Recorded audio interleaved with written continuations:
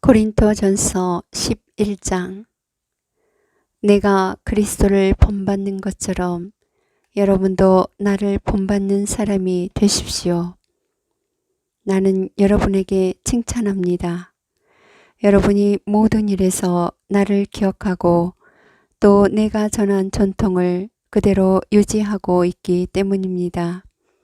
그런데 모든 남자의 머리는 그리스도이시고 아내의 머리는 남편이며 그리스도의 머리는 하느님이시라는 사실을 여러분이 알기를 바랍니다. 어떠한 남자든지 머리에 못을 쓰고 기도하거나 애언하면 자기의 머리를 부끄럽게 하는 것입니다.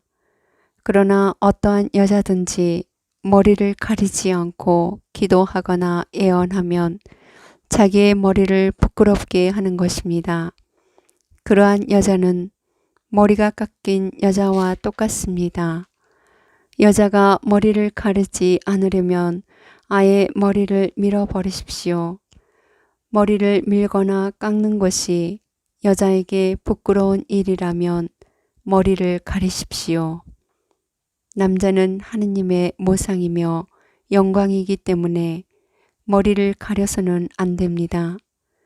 여자는 남자의 영광입니다. 사실 남자가 여자에게서 나온 것이 아니라 여자가 남자에게서 나왔습니다.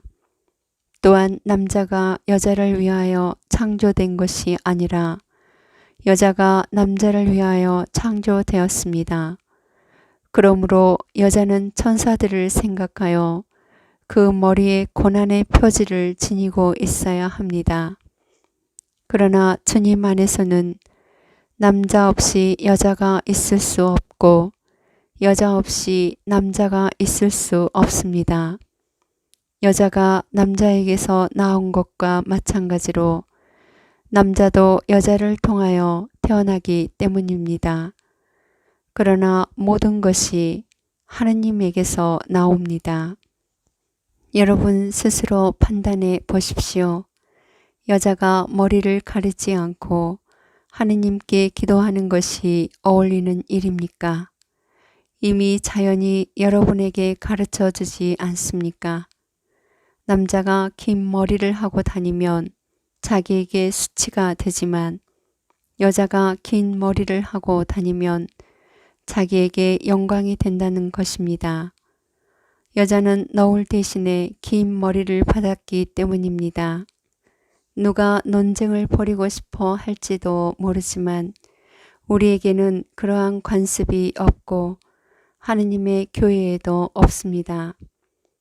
이제 내가 지시하려는 문제와 관련해서는 여러분을 칭찬할 수가 없습니다.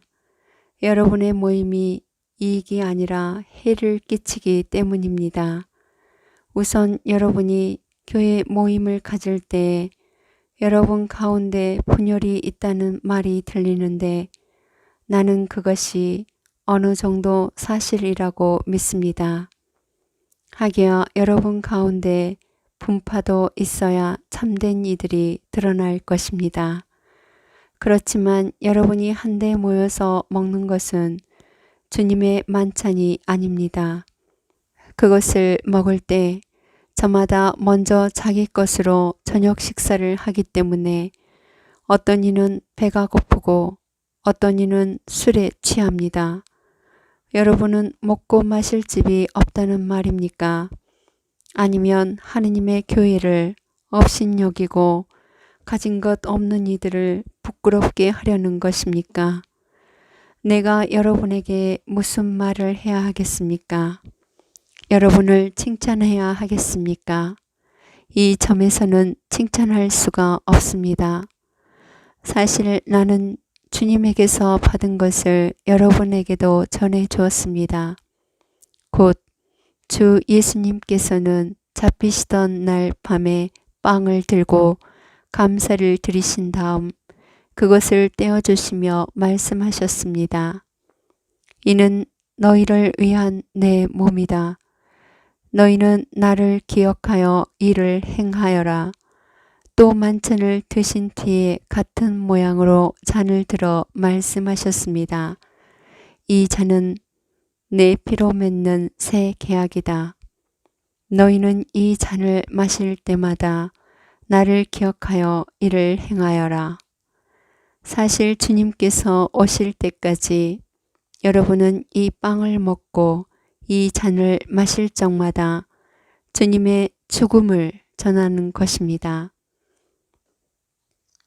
그러므로 부당하게 주님의 빵을 먹거나 그분의 잔을 마시는 자는 주님의 몸과 피에 죄를 짓게 됩니다.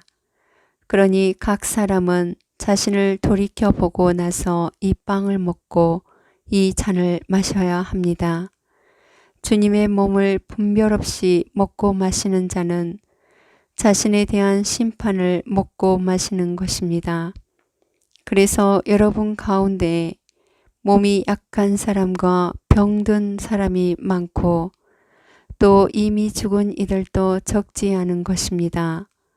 우리가 자신을 잘 분별하면 심판을 받지 않을 것입니다. 그러나 주님께서 우리를 심판하셔도 그것은 우리가 이 세상과 함께 단죄받지 않도록 우리를 교육하시는 것입니다.